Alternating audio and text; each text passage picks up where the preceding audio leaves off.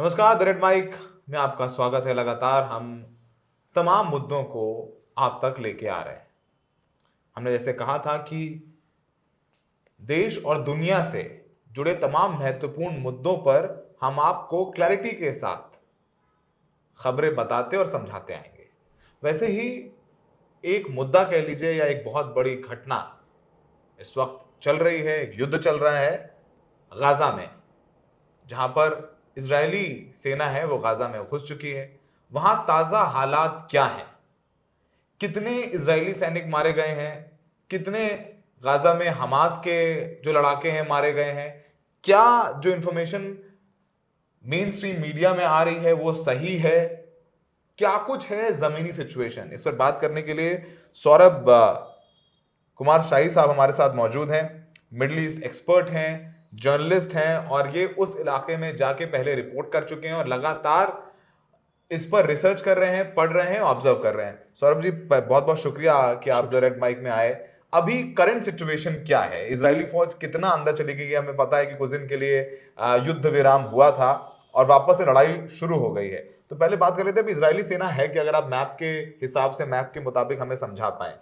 देखें, ये 4 एक्सेस हैं जहाँ से आईडीएफ जो है वो गाज़ा में एंटर कर रही है। पहला जो 2 इम्पॉर्टेंट एक्सेस हैं वो ये आप देखें, ये इंटरनेशनल जो ये रिकग्नाइज लाइन नहीं है लेकिन ये बॉर्डर है। यहाँ से आप समंदर के किनारे जो पूरा इलाका है यहाँ पर एक पेनिट्रेशन उनका यहाँ तक हुआ। दूसरा पेनिट्रेशन ये जो है यहाँ से नॉर्थ वेस्ट से बिल्कुल जो कोस्ट के अलोंग जो रोड चल रही है उस रोड से आ रहे हैं, वो अंदर नहीं जा रहे इलाकों में, मेन रोड से वो यहाँ तक नीचे तक आ चुके हैं। अच्छा। जो शिफा हॉस्पिटल दिख रहा है, शिफा हॉस्पिटल, उसके भी नीचे वो पहुँच चुके हैं। दूसरा जो है ये नहाल ओज, एक वहाँ इसराइल का बड़ा इलाका है जिसके साउथ से उन्होंने एंटर यहाँ से किया है, जो ईस्ट वेस्ट एक्सेस जिसको कहते हैं, यानी बेसिकली एल शेप में उन्होंने यहाँ पे एंटर किया है। हाँ। ठीक है।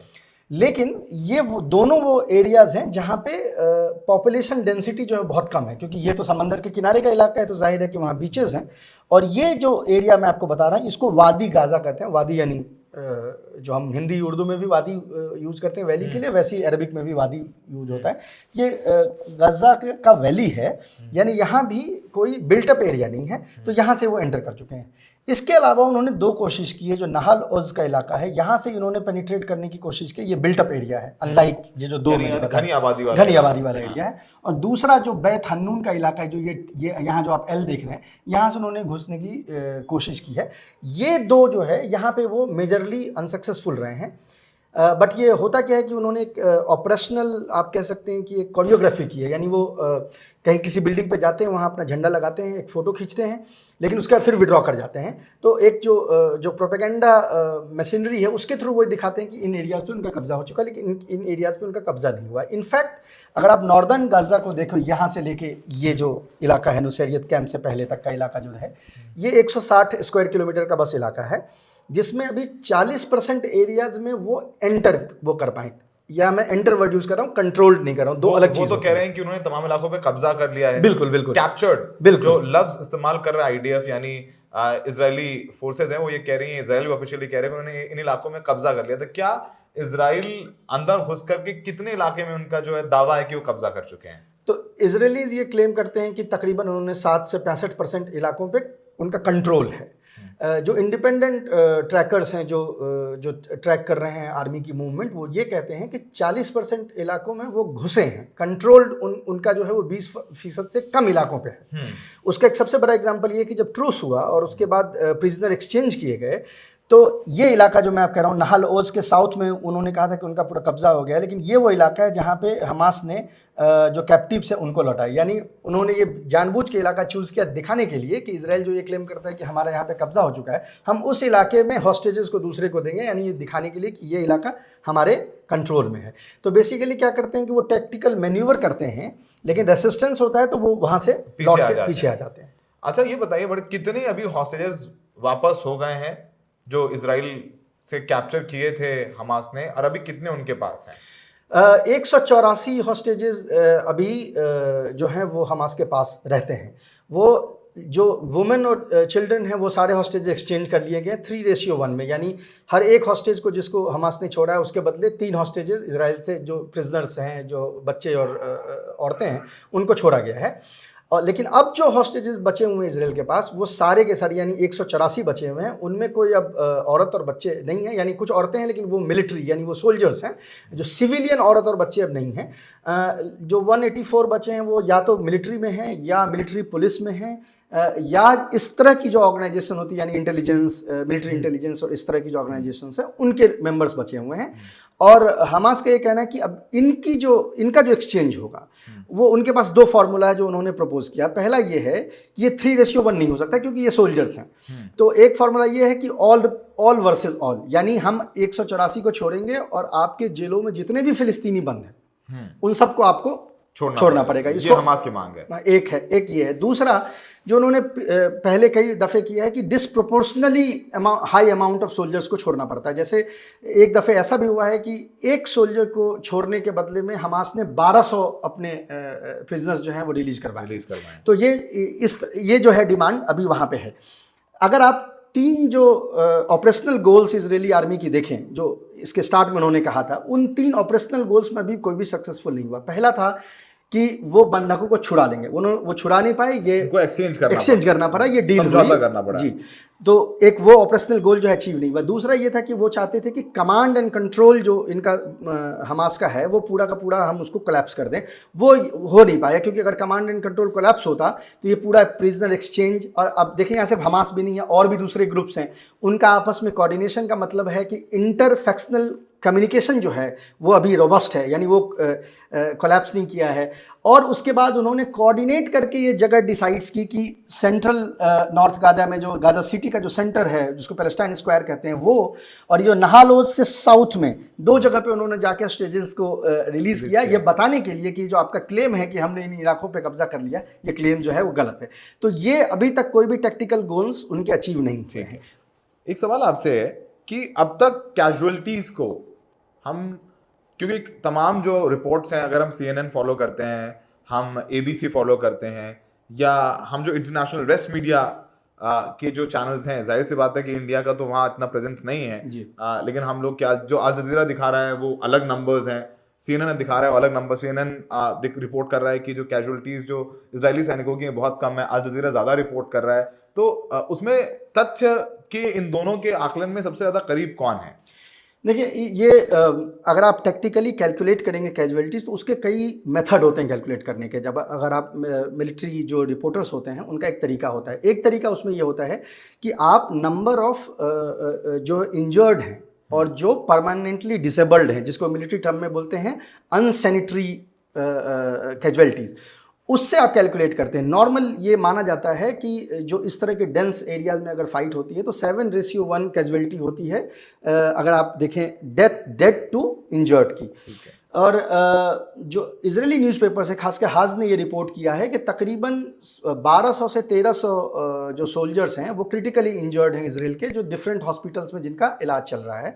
तो अगर उस रेशियो के हिसाब से देखें तो तकरीबन 200-225 के आसपास कैजुअलिटी इजरायली सैनिक की हुई होगी ग्राउंड इन्वेजन के अंदर में। उससे पहले जो हुई वो तो अलग है, और नॉर्थ में जो हिजबुल्ला कैजुअलिटी दे रहा है वो डिफरेंट है। मैं सिर्फ गजा के अंदर में बात कर रहा हूँ। इसराइल का अपना नंबर जो अभी 1 घंटे पहले तक था वो 76 था। अच्छा। कि हमारे 76 जो है सैनिक मारे गए हैं, लेकिन मेरा ये अंदाजा है कि तकरीबन 200 के आसपास उनकी कैजुअलिटी हुई, अगर उस हिसाब से हम उसको डिडक्ट करें, अगर डिडक्शन मेथड से निकालें। तो ये जो अंदर जब जा रहे हैं, तो अभी जो शुरुआत में कहते हैं ना कि सुरंगों का सबसे बड़ा जाल हमास ने बिछा रखा है, हमास ने क्या एंटिसिपेट किया था कि इतना बड़ा जब वो अटैक करने जा रहे हैं इसराइल पे, तो उसके बाद इसराइल तो जाहिर सी बात है अग्रेसिव नेशन है, इतना बड़ा अटैक करेंगे, तो क्या ये हमास ने एंटिसिपेट किया था? बिल्कुल, वो ये तैयारी वो 10 साल 15 साल से कर रहे हैं। वो चाह रहे थे कि आप सबटेरेनियन, यानी जो टनल्स की बात करिए, सबटेरेनियन लेवल पे हम आपके साथ लड़ाई करेंगे, क्योंकि obviously there is no symmetry. ये जो हमारे इनके बीच कोई सिमेट्री नहीं है, वो बहुत बड़ी पावर है और ये बहुत छोटा है, तो एसिमेट्रिकल वॉरफेयर हो सकती है। तो आप अगर इस मैप को देखें तो इनका जो सबसे स्ट्रॉन्ग होल्ड है हमास का सबसे बड़ा, वो है ये जैतून नेबरहुड। आप देख रहे हैं यहाँ पे रिमाल और अस्सती कैंप। इन एरियाज में अभी तक इजरायली आर्मी एंटर भी नहीं की है। वो उन एरियाज में जाती है जो खाली, मैंने आपको पहले बताया, ये जो कोस्टल रोड है और ये जो वादी गाजा का इलाका है, यानी जो ये आप देख रहे हैं जो लीस्ट डेंसिटी, या देखिए ये जो डार्क ग्रीन कलर है ये हाई डेंसिटी हुआ, जहाँ पे ये ग्रीन कलर नहीं है उसका मतलब है कि स्पार्सली पॉपुलेटेड है। तो जो स्पार्सली पॉपुलेटेड एरिया होता है उसमें सुरंगें भी नहीं बना सकते आप, क्योंकि आपके ऊपर कोई कंस्ट्रक्शन नहीं हो रखा। तो वो इंतजार बेसिकली कर रहे हैं कि इजरायली आर्मी जैतून, रिमाल, अस्सती, जबीलिया, ये जो एरिया है इसके अंदर वो इंटर करने की कोशिश करें। तो ये जो ट्रूस हुआ था, ट्रूस से एक दिन पहले उन्होंने एक पुश करने की कोशिश की थी जैतून के तरफ से, जिसमें इसराइल ने एडमिट किया था कि 13 उसके सोल्जर्स जो हैं एक दिन के अंदर मारे गए, जो उनके लिए बहुत बड़ा नंबर है क्योंकि एसिमेट्रिकल वॉरफेयर है। तो उसके बाद वो फिर विड्रॉ कर गए। अब क्या हो रहा है, मैं साउथ गाजा की अब बात करूंगा। हम थोड़ा सा इसको जूम करते हैं। ये जो गाजा और ये जबालिया के, ये जिसको सबसे पहले कहा कि साउथ को खाली कर देना चाहिए, बिल्कुल। तो ये जो इलाका है, अब इसकी हम बात करते हैं। ठीक है कि अभी तक क्या हो रहा था कि इजराइल ने जो उनके प्रोफेशनल सोल्जर, इजराइल में दो किस्म के सोल्जर्स हैं, जो एक तो प्रोफेशनल सोल्जर्स हैं जो पूरे जिंदगी भर जो सोल्जर्स हैं, और जो ऐसे हैं जिनको कि मोबिलाइज किया जाता है ना, रिजर्विस्ट जिनको कहा जाता है, जिनको मिलिट्री ट्रेनिंग देके वो सिविलियन लाइफ में चले जाते हैं। तो 1 लाख से ज़्यादा सोल्जर्स इजराइल ने सिर्फ गाजा के अराउंड अभी लगा रखे हैं। ये वो हैं जो इजराइल की सबसे फेमस जो ब्रिगेड्स, 3 ब्रिगेड वहाँ की सबसे फेमस मानी जाती है, जिसमें सबसे फेमस गोलानी और नहाल जो 2 ब्रिगेड है, और गावित, ये तीनों ब्रिगेड के सोल्जर्स ऑलरेडी वहाँ पे लड़ाई कर रहे हैं। यानी 1 लाख सोल्जर्स किसी न किसी सूरत में इन्वॉल्व है फाइटिंग में। तो अब चूंकि उन्होंने 57 डेज हो गया और 57 डेज में they have not been able to achieve even one of the operational goals, तो उनको ये लग रहा है कि अब एक और ये तरीका है कि वॉर को हम साउथ गाजा में ले जाएं, और जो यहाँ पे हमास के फाइटर नॉर्थ में जो कंसंट्रेटेड हैं उनको 2 फ्रंट पे हम तोड़ने की कोशिश करें। ये अभी उनका प्लान है, और इसी प्लान को करने के चक्कर में उन्होंने अभी साउथ से भी एक पुश उन्होंने लेने की कोशिश की, और यहाँ पर अब जो है वो लड़ाई शुरू हुई। एक सवाल था, लगातार जब हिजबुल्लाह के प्रमुख बोलने के वो बोलने वाले हैं और ऐसे की जाती है। हिजबुल्लाह, आपको हम सब अपने दर्शकों को बता दें, हिजबुल्लाह लेबनान का एक बहुत बड़ा मिलिशिया ग्रुप है। तो हिजबुल्लाह वॉर में आएगा नहीं आएगा, तो अभी हिजबुल्लाह की पोजीशन क्या है? क्योंकि उन्होंने, मतलब जाहिर सी बात है कि वो अपने लेबनान से जो उनका इलाका है वहां से तो वो मिसाइल वगैरह कर रहे हैं और वहां पर छुटपुट लड़ाई चल रही है, लेकिन वो पूरी तरीके से अपने सोल्जर मोबिलाइज करके नहीं भेज रहे हैं गाजा में। उसके पीछे क्या कारण है? और क्योंकि ये काफी मांग है, जो भले देश के जो प्रमुख हैं वो नहीं आ रहे, लेकिन जो जनता है, टर्की में हम देख रहे हैं बहुत प्रोटेस्ट हो रहा है, सऊदी अरब में प्रोटेस्ट हो रहा है, जॉर्डन में हो रहा है, मिस्र में हो रहा है। यहाँ पर लोग चाहते हैं कि मतलब ये जो देश हैं युद्ध में कूद जाएं। शायद हमास भी यही चाहता था, क्योंकि उसको लगा कि सारे देश जो है कूद जाएंगे और इजराइल पर दबाव बनाएंगे, लेकिन अब तक अमेरिका के सामने लोग बहुत खुलकर के, क्या वजह कि अमेरिका का डर है कि नहीं खुलकर के आ रहे हैं सामने? नहीं, देखिए, हमास ने कभी ये नहीं सोचा कि ये जो ग्रुप्स हैं उनका साथ देंगे, क्योंकि आप देखें 7 अक्टूबर की जो प्लानिंग थी, वो प्लानिंग उन्होंने रेसिस्टेंस एक्सिस के भी जो दूसरे पार्टीज हैं उनके साथ उन्होंने शेयर नहीं की थी। ईरान को भी नहीं पता था कि ये 7 को होने वाला है, ना हिजबुल्लाह को ये पता था। ये बात अब वेस्टर्न इंटेलिजेंस भी मानती है कि उन्होंने जो इंटरसेप्ट्स किए हैं उससे उनको ये अंदाजा हुआ है कि it also came as a surprise to Hezbollah.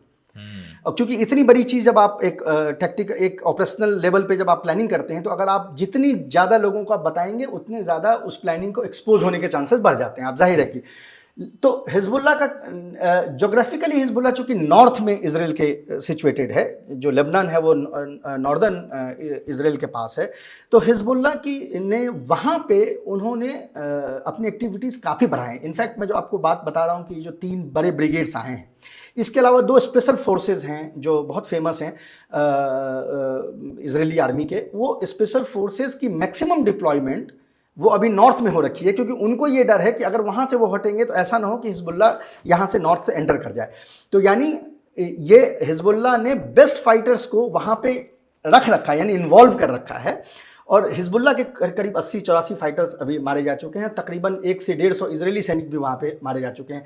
तो इन टर्म्स ऑफ आप कह लें कि अगर इंटेंसिटी की बात कर लें वॉर की, तो वहाँ जो नॉर्दर्न फ्रंट पे जो इंटेंसिटी है वॉर की, वो ज़रा भी कम यहाँ से नहीं है। बस ये है कि चूँकि वो गाँव का इलाका है, वो हेवली बिल्टअप नहीं है, तो वहाँ सिविलियन कैजुअलिटीज़ उतनी नहीं होती, क्योंकि अनलाइक गाजा हर एक सिविलियन के मरने पर हिजबुल्लाह एक इजरायली सिविलियन को मारता है, ये उनका बहुत पुराना एक टू एंड फ्रो उनके साथ चलता रहा है। तो वहाँ वो हिम्मत नहीं करते सिविलियन टारगेट पे अटैक करने की, और जब भी करते हैं तो उसके बदले हिजबुल्लाह किसी सिविलियन स्ट्रक्चर को अटैक करता है इसराइल के अंदर में। इसीलिए वहाँ पे आप कैजुअलिटीज़ नहीं देख रहे हैं, लेकिन इंटेंसिटी जो बैटल की है वो ज़रा भी कम गजा से नहीं। बहुत बहुत शुक्रिया सौरभ। सौरभ जी ने समझाया, कोशिश की कि तमाम दर्शकों को समझाएं कि अभी जो गाजा में है वहां पर इजराइल और गाजा की लड़ाई किस तरीके से चल रही है, किन इलाकों में लड़ाई चल रही है और कैसे इजरायली सैनिक भी मारे जा रहे हैं। और अभी तक जो इजराइल को लगा था और हम सबको ये परसेप्शन दिया गया वेस्ट मीडिया के जरिए कि ये लड़ाई तो अब इजराइल तो इतना जबरदस्ती कि घुसेगा और एक हफ्ते में गाजा को कब्जा करके निकाल लेगा वापस, ऐसा नहीं हुआ। और इजराइल को समझौता करना पड़ा और समझौता के तहत अपने कुछ हॉस्टेजेस छुड़वाने पड़े। उसके बदले जो हमास के कुछ जो उनके लड़ाके थे या फिलिस्तीनी थे, अभी तक सिर्फ औरत और बच्चे छोड़े गए, औरत दोनों तरफ से तो औरत और बच्चे ही छोड़े गए हैं, उनको छोड़ना पड़ा, वो भी समझौता के तहत। तो फिलहाल ये लड़ाई ऐसा लगता नहीं जल्द रुक रही है। इससे जुड़े तमाम जो कह लीजिए एनालिसिस है वो हम सौरभ शाही के साथ आपके लिए द रेड माइक पर लेकर आते रहेंगे। और द रेड माइक को सब्सक्राइब करें, लाइक बटन हिट करें और लोगों से क्रेडिबल इंफॉर्मेशन पहुंचाने के लिए हमें प्रेरित करते रहें। बहुत बहुत शुक्रिया।